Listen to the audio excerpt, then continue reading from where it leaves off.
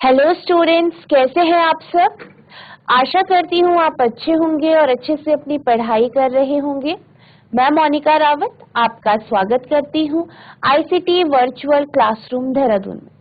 बच्चों, आज हम क्लास 9th का जो आपका सब्जेक्ट है साइंस, उसका चैप्टर साउंड को ही कंटिन्यू करेंगे। तो बच्चों, लास्ट लेक्चर में हमने साउंड के बारे में पढ़ा था, हमने उसकी प्रॉपर्टीज पढ़ी थी।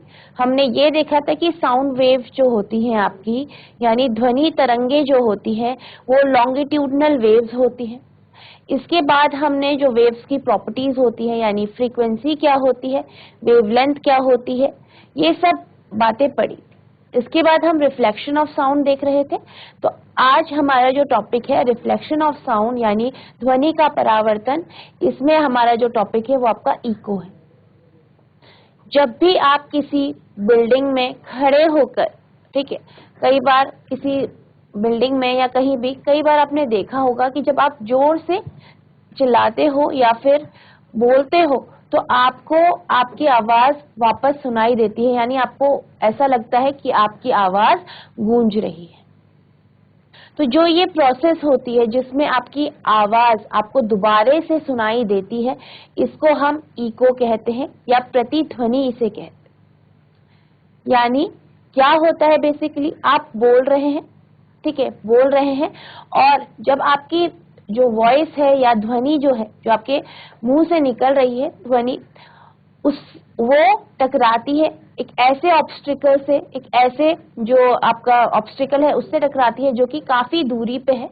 तो वो रिफ्लेक्ट होती है और फिर वो हमारे कानों पे पड़ती है, जिस कारण हमें इको सुनाई देता है। बेसिकली हमें ये पता है कि जो आपकी साउंड होती है, कोई भी साउंड है, ठीक है, कोई भी ध्वनि है, वो हमारे दिमाग में 0.1 सेकेंड के लिए होती है, यानी 0.1 सेकेंड के लिए हमारे ब्रेन में, मस्तिष्क में वो रहती है।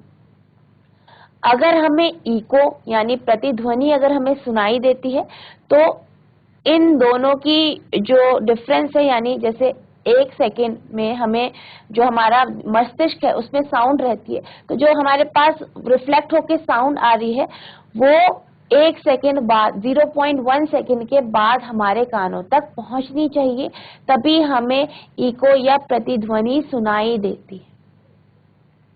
क्या होता है, इको या प्रतिध्वनि कब सुनाई देती है? जब 0.1 सेकेंड से ज्यादा समय पे जो है हमारी आवाज परावर्तित होके, रिफ्लेक्ट होके हमारे कानों पे पहुंचती है, तो हमें प्रतिध्वनि यानी इको सुनाई देता है। अब आप ये जानते हैं कि जो हमारी जो ध्वनि है बेसिकली हो क्या रहा है, जैसे कि आप इस फिगर में देख रहे हैं कि यहाँ से जो ये व्यक्ति है या जो भी, जैसे कि यहाँ पे एक लड़की है, ये बोल रही, इससे साउंड प्रोड्यूस की, क्या कि इसने ध्वनि को उत्पन्न किया, ध्वनि ट्रैवल करी, और जो ये आपके पास क्या एक ऑब्स्ट्रिकल है, ठीक है, ये क्या है आपके पास एक ऑब्स्ट्रिकल है, यहाँ पे टकराई और फिर ये वापस आ गई, ठीक है, क्या हो गई, वापस आ गई। तो ये जो रिफ्लेक्शन का एक प्रोसेस है, यानी जो परावर्तन है, उसका ही एक पार्ट है जिसे हम इको कहते हैं। The sensation of sound persists in our brain for 0.1 second.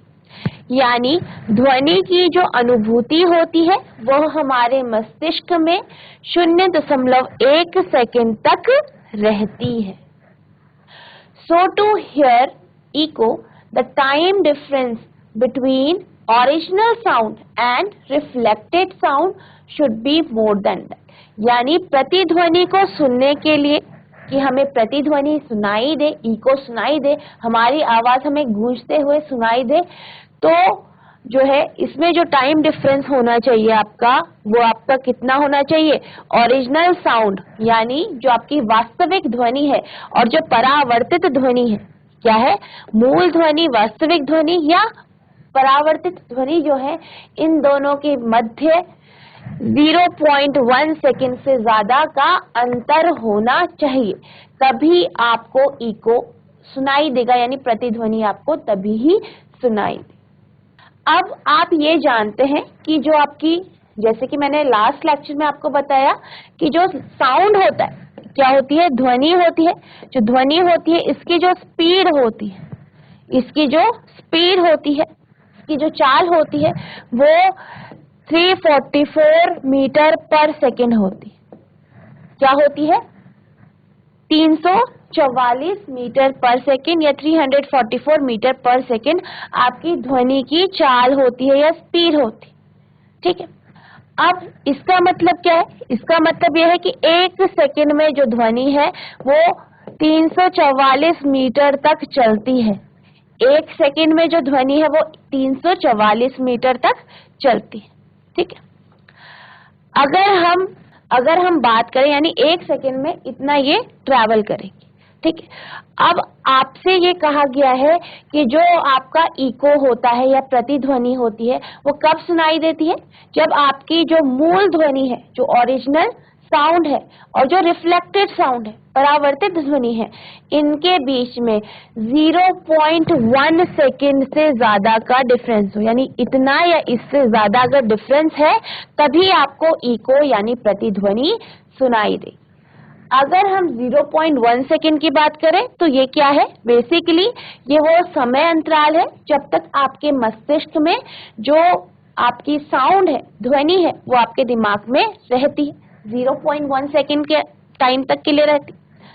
तो अगर हम बात करें कि 0.1 सेकेंड में आपकी जो ध्वनि है वो कितना ट्रैवल करेगी, तो आप यहाँ पे 0.1 सेकेंड इस तरीके से लिखेंगे, तो ये आपकी करेगी 34.4 मीटर। यानी अगर हम बात करें 0.1 सेकेंड की, ठीक है, इतने समय में जो आपकी ध्वनि है वो 34.4 मीटर तक चलेगी। इसका मतलब ये है कि जो आपकी ध्वनि है, जो आपने आवाज प्रोड्यूस की है, जो आपने साउंड प्रोड्यूस की है, जो आपने ध्वनि उत्पन्न की है, उसको इतना ट्रैवल करना चाहिए, इतना दूरी उसे तय करनी चाहिए ताकि आपको इको सुनाई दे। अब जैसे कि हमने अभी ये देखा कि जो आपका इको होता है या प्रतिध्वनि होती है, बेसिकली वो एक प्रॉपर्टी है रिफ्लेक्शन की। किसकी है? परावर्तन की एक गुण है, एक विशेषता है। तो यानी कि जो आपकी साउंड है, ठीक है, यहाँ पे आपको साउंड या इको या प्रतिध्वनि कब सुनाई देगी? जब आप ध्वनि निकालोगे, वो रिफ्लेक्ट होगी और वापस आएगी, और कितना टाइम लेगी? 0.1 सेकेंड। तो इसके अकॉर्डिंग 0.1 सेकेंड के अकॉर्डिंग आपका कितना इसने डिस्टेंस ट्रैवल करना चाहिए, कितनी दूरी तय होनी चाहिए? 34.4 मीटर दूरी इसके द्वारा तय करी जानी चाहिए। यानी ध्वनि आपने ध्वनि उत्पन्न की, वो गई, रिफ्लेक्ट हुई, ठीक है, परावर्तित हुई, वापस आई, तो पूरा का पूरा जो डिस्टेंस जाते आते हुए पूरा 44.4 मीटर होना चाहिए। यानी अगर हम इस ऑब्स्टिकल की बात करें या इस सरफेस की बात करें जहां से आपकी ध्वनि रिफ्लेक्ट होगी, जहां से आपकी ध्वनि क्या होगी? रिफ्लेक्ट होगी, यानी परावर्तित होगी। अगर इस ऑब्जेक्ट की बात करें, प्रोड्यूसर से कितनी दूरी पे होनी चाहिए? तो 44.4 के आधे पे ये आपकी जो ऑब्स्टिकल है, दूरी है, जो दीवार है या कोई भी सब्सटेंस है, वो होना चाहिए। यानी कितना होगा आपका? 17.2 मीटर की दूरी पे आपका जो है ऑब्स्टिकल आपसे दूर होना चाहिए। यानी कि अगर हम बात करें इको के लिए, प्रतिध्वनि के लिए, तो प्रतिध्वनि के लिए जो रिफ्लेक्टिंग सरफेस है, यानी जहां से आपकी ध्वनि परावर्तित होगी, वो 17.2 मीटर दूर होनी चाहिए। आई होप आपको समझ में आ गया होगा कि क्यों 17.2 मीटर दूर आपका ऑब्स्टिकल होना चाहिए आपसे इको के लिए। As you know, speed of sound in air is 344 meter per second and 344 into 0.1 34.4 metre. यानी जैसे कि आप जानते हैं जो ध्वनि होती है, ध्वनि की गति कितनी होती है? 344 मीटर प्रति सेकंड। और अगर हम 0.1 0.1 सेकेंड की बात करें तो इसमें कितनी होती है इसकी 44.4 मीटर इसकी स्पीड यानी चाल होती है या गति होती है। So the minimum distance required to hear an echo from reflecting wall or surface should be half of 34.4 यानी कम से कम आपका जो ऑब्जेक्ट है, इसका मतलब ये है किसी भी प्रतिध्वनि को के लिए या इको को सुनने के लिए आपका जो ऑब्स्टिकल है या रिफ्लेक्टिंग वॉल है या वो सतह जहां से परावर्तन होगा वो सतह कितनी होनी चाहिए 44.4 की आधी होनी चाहिए, सॉरी 34.4 की आधी होनी चाहिए। 34.4 जो है इसकी आधी होनी चाहिए, मीन 17.2 मीटर यानी 17.2 मीटर होनी चाहिए, यानी कि 34.4 यानी 34.4 का हाफ आपका कितना होगा 17.2 मीटर।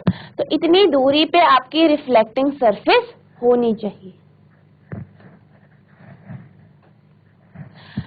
तो अभी हमने बात करी रिफ्लेक्शन की। रिफ्लेक्शन में हमने एक केस देखा इको। अब हम बात करते हैं रिवर्बरेशन यानी अनुरणन की। तो बेसिकली जो आपका रिवर्बरेशन है ये बेसिकली क्या होता है इसको हम समझ लेते हैं। तो कई बार क्या होता है आपको जो जैसे कि कोई साउंड क्रिएट की गई है, कोई भी साउंड, चाहे आप हाथ क्लैप करते हो, चाहे आप बोलते हो, तो आप साउंड क्रिएट कर रहे हो, आप ध्वनि उत्पन्न कर रहे हो। तो जब ध्वनि उत्पन्न होती है तो आपकी जो रिफ्लेक्टिंग सरफेस है उससे वो ध्वनि बार बार रिफ्लेक्ट होती है, यानी आपको बार बार या रिपीटेड फॉर्म में आपको वो ध्वनि सुनाई देती है। क्या होता है आपने ध्वनि उत्पन्न की, ध्वनि रिफ्लेक्ट होके बार बार आपको सुनाई दे रही है, तो इसको हम रिवर्बरेशन कहते हैं और ऐसी ध्वनि को हम रिवर्बरेटेड साउंड कहते हैं। ठीक है, जैसे कि हम यहाँ पे देख सकते हैं, यहाँ पे एक एग्जाम्पल है आपका कि एक व्यक्ति है जो यहाँ पे से क्या कर रहा है, साउंड प्रोड्यूस कर रहा है, ध्वनि उत्पन्न कर रहा है। इसने ध्वनि को उत्पन्न किया, ध्वनि क्या हुई, रिफ्लेक्ट हुई। पहले यहाँ इस सरफेस से रिफ्लेक्ट हुई, फिर इस सरफेस से रिफ्लेक्ट हुई। आप देख सकते हैं कि इसने ध्वनि उत्पन्न की और कहाँ कहाँ कितनी बार या किस किस जगहों से आपकी जो है ध्वनियां अलग अलग जगहों से रिफ्लेक्ट हो रही है।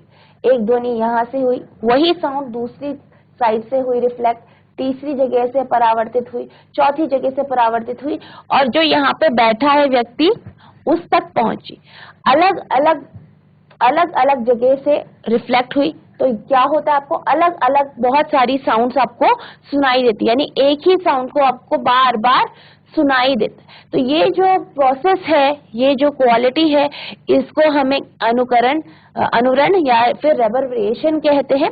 तो बेसिकली ये एक ऐसा जो प्रोसेस है जिसमें आपको रिपीटेड साउंड सुनाई देती है, बार बार एक ही साउंड सुनाई देती है, जिस कारण आप साउंड को ढंग से समझ नहीं पाते हैं, सुन नहीं पाते, यानी आपको ढंग से वो आवाज समझ में नहीं आती कि आखिर आवाज कैसी आती।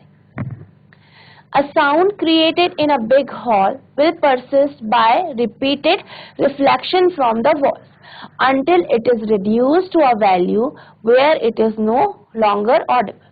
किसी बड़े हॉल में उत्पन्न होने वाली ध्वनि दीवारों से बारंबार परावर्तन के कारण काफी समय तक बनी रहती है, जब तक कि यह इतनी कम ना हो जाए कि यह सुनाई ना दे। यानी तब तक जो है आपका साउंड आता रहता है, रिपीट होता रहता है, जब तक वो बिल्कुल खत्म नहीं हो जाए। The repeated reflection that result in persistence of sound is called reverberation. यह बारंबार परावर्तन जिसके कारण ध्वनि निर्बद्ध होती है, अनुरण कहलाता है। यानी जो आपका ये रिफ्लेक्टेड साउंड है, ये जो परावर्तित ध्वनि है, ये बार बार रिफ्लेक्शन के कारण रहती है, इसको हम क्या कहते हैं, रिवर्बरेशन कहते हैं। अब जैसे कि हमने बात की कि एक बड़े हॉल में आपको रिवर्बरेशन सुनाई देता है, अनुरणन सुनाई देता है। तो बेसिकली अगर आप किसी कॉन्सर्ट में जा रहे हैं, कहीं आप ऑडिटोरियम में जा रहे हैं जहाँ पे कोई स्पीच दे रहा है, कोई क्या कर रहा है, भाषण दे रहा है, या फिर कोई गाना गा रहा है, या फिर कोई आपके साउंड प्रोड्यूस हो रही है, तो ऑब्वियस सी बात है कि ऐसे बड़े हॉल में रेवर्बरेशन के कारण आपको वो व्यक्ति क्या कर रहा है, क्या बोल रहा है, सुनाई नहीं दे। ठीक है, तो ये क्या होता है, इससे बहुत ज्यादा परेशानियां होती हैं, क्योंकि हम अगर कोई गाना सुनने गए हैं तो हमें वो गाना ढंग से सुनाई नहीं देगा। कोई कुछ बोल रहा है, कुछ समझा रहा है, कोई लेक्चर दे रहा है, आपको वो सुनाई नहीं देगा। तो इसको क्या किया जाता है, रिड्यूस किया जाता है, कम किया जाता है। कम कैसे किया जाता है, कुछ साउंड एब्जॉर्बेंट मटेरियल होते हैं, यानी एक ऐसे पदार्थ होते हैं जो ध्वनि को अवशोषित करते हैं, एब्जॉर्ब करते हैं, उनको लगाया जाता है। दीवारों पे लगाया जाता है, सोफे पे लगाया जाता है, आपका जो फर्श होता है उस पे लगाया जाता है, ताकि रेवर्बरेशन वाली प्रॉब्लम ना आए।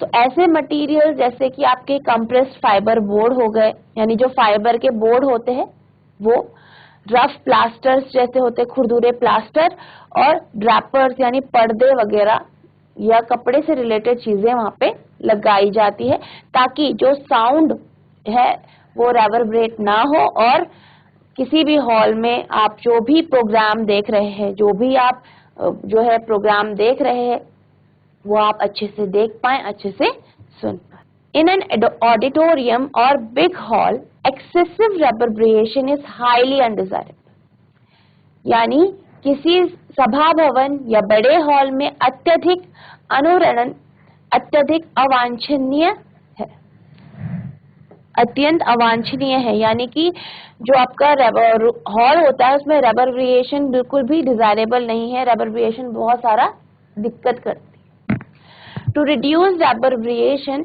the roof and walls of the auditorium are generally covered with sound absorbent material like compressed fiber board, rough plaster और drapers। अनुरणन को कम करने के लिए सभा भवन की छतों, दीवारों पर ध्वनि अवशोषक पदार्थ जैसे संपीड़ित फाइबर बोर्ड, खुरदुरे प्लास्टर अथवा पर्दे लगाए जाते हैं। यानी कि इसको जो है आपका जो साउंड का रेवर्बरेशन है उसको एब्जॉर्ब करने के लिए, साउंड को एब्जॉर्ब करने के लिए आपका ध्वनि अवशोषित पदार्थ लगाए जाते हैं। The seat material are also selected on the basis of sound absorbing property. सीटों के पदार्थों का चुनाव इनके ध्वनि अवशोषक गुणों के आधार पे भी किया जाता है। आई होप आपको रेवर्बरेशन जो हमने अभी पढ़ा वो आपको अच्छे से समझ में आ गया होगा कि रेवर्बरेशन क्या होता है। अब हम कुछ क्वेश्चन करते हैं। तो आपका जो पहला क्वेश्चन है, पहला प्रश्न है आपका ये है, a sound wave has a frequency 2 kilohertz, यानी एक ध्वनि जो है उसकी जो फ्रीक्वेंसी है, उसकी क्या है, फ्रीक्वेंसी जो है वो 2 किलोहर्ट्ज है, यानी इसकी आवृत्ति 2 किलोहर्ट्ज। आवृत्ति यानी कि एक सेकंड में कितने ऑसिलेशंस हुए या कितना दोलन इस ध्वनि की तरंग ने किया है। तो कितना किया है आपका 2 किलोहर्ट्ज का इसने क्या किया है, आवृत्ति की है। एंड वेवलेंथ 35 सेंटीमीटर, और इसकी जो तरंग दैर्ध्य है, वेवलेंथ जो है वो आपका 35 सेंटीमीटर है। How long will it take to travel 1.5 kilometre, यानी आपसे ये पूछा गया है कि कितना समय लेगी 1.5 किलोमीटर तक चलने के लिए।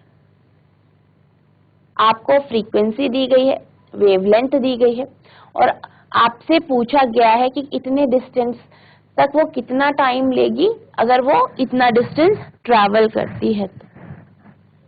तो सबसे पहले हमें जो इंफॉर्मेशन दी गई है उसे हम नोट डाउन कर लेंगे।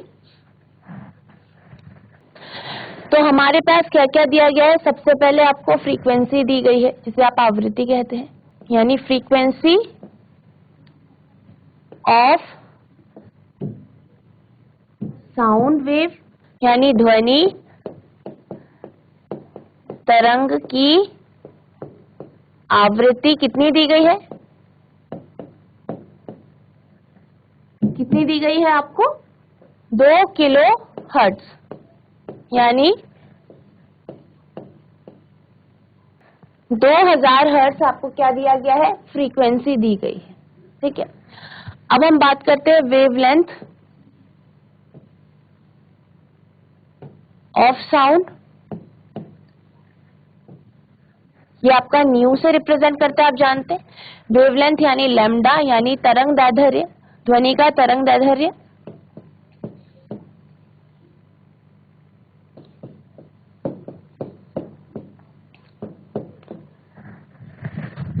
ध्वनि का तरंग दैर्ध्य की बात करते हैं हम,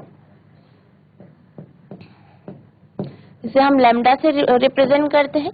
कितना है इसमें, 35 सेंटीमीटर, या हम कह सकते हैं 0.35 मीटर लिख सकते हैं। तो ये आपके पास इस तरीके से आया है। अब हम ये जानते हैं कि जो आपकी v है, यानी जो आपकी स्पीड है, गति जो है या चाल जो है ध्वनि की, वो बराबर होती है लैम्डा न्यू के। ये हमने पिछली क्लास में इस फॉर्मूले को समझा था, तो अब आपके पास इसकी स्पीड जो आएगी वो आएगी v बराबर लैम्डा आपका 0.35 मीटर है, न्यू की वैल्यू आपकी 2000 हर्ट्ज है, तो ये आपका आ जाएगा 700 मीटर पर सेकेंड। 700 मीटर पर सेकेंड, ये आपका क्या आ गया, v की वैल्यू आ गई, यानी जो आपकी तरंग है, ठीक है, ध्वनि तरंग है, उसकी स्पीड या चाल आपकी इस तरीके से आ गई है। क्या आई है, 700 मीटर प्रति सेकेंड।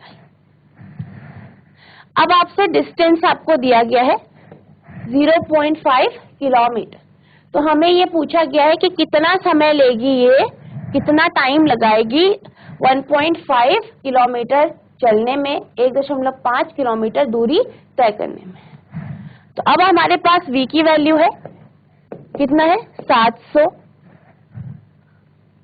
मीटर प्रति सेकंड, और आपके पास डिस्टेंस आपको दिया गया है, दूरी दी गई है कितनी, 1.5 किलोमीटर। यानी कि अगर हम इसे, तो आपके पास 1500 मीटर जो है ये डिस्टेंस हो गई आपकी। अब हम निकालते हैं, हमें क्या निकालना है, समय निकालना है, टाइम निकालना है। तो आप जानते हैं स्पीड बराबर डिस्टेंस अपॉन टाइम आपका फॉर्मूला होता है। आपको टाइम निकालना है, डिस्टेंस आपकी कितनी है, 1500 मीटर, ठीक है। अब जो है स्पीड आपका नीचे आ जाएगा, स्पीड कितनी है, 700 मीटर प्रति सेकेंड। तो आप इसे सॉल्व करेंगे, 2.1 आपका जो आएगा टाइम, वो अप्रोक्सीमेटली 2.14 सेकेंड, ये आपका टाइम आएगा। तो टी की वैल्यू यानी जो समय आपका आया वो 2.14 आपका इसमें समय आ गया। आई होप आपको ये क्वेश्चन समझ में आ गया होगा। अब हमारा जो अगला प्रश्न है, अगला क्वेश्चन है आपका, ये है, a person clapped his hands near a cliff, यानी एक मनुष्य एक खड़ी चट्टान के पास ताली बजाता है, and here the eco after 2 second, और जो इको है वो उसे 2 सेकेंड के बाद सुनाई देती है। What is the distance of the cliff from the person if the speed of the sound is v taken as 346 metre पर सेकेंड। यानी आपसे ये पूछा गया है कि जो क्लिफ है, जो खड़ी चट्टान है, उसकी उस आदमी या उस मनुष्य से कितनी दूरी पे वो होगा अगर साउंड की जो स्पीड है वो 346 मीटर पर सेकेंड है। तो सबसे पहले जो हमें इंफॉर्मेशन दी गई है वो नोट डाउन कर लेते हैं। आपको इसमें इको का केस दिया गया है, और इको क्या हो रहा है, आपको जो टाइम है वो 2 सेकेंड के बाद, यानी 2 सेकेंड के बाद जो है उस व्यक्ति को जो है क्लैप की आवाज सुनाई दे रही, ठीक है। अब आपको v जो है आपका कितना दिया गया है, 346 मीटर पर सेकेंड आपका v है, यानी स्पीड जो है साउंड की स्पीड वो आपकी 346 मीटर पर सेकेंड दी गई है।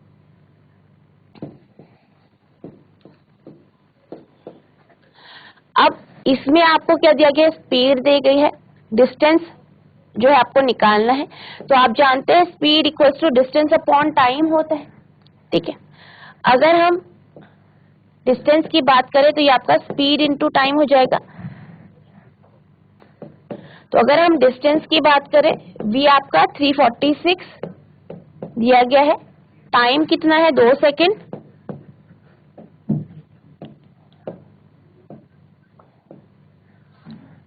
तो